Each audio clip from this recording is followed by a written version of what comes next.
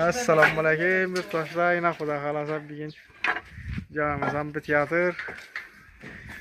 Bugungi chizsani aytsak, xudo xolasa 2025-yil mayning 19 ekan. Yana deyib bitiryapmiz buni xudo xolasa yana. Shigirtlar shaqirtatib yotdi buni. Allah bitti inşada 2 o'qqa tutdi. Inşada yana xudo xolasa. Acayip etip yürüyüp kanalımıza abone olup like'larını basıp koyun. Ustaqara bölgen danış bir işlerimiz hep patrisiye tıklarsanızda dım acayip oldu. Önceliğinden like'ları basıp komentarları yazıp dursanızda ana. Şimdi komentaraya fikirlerinizi yazarsalar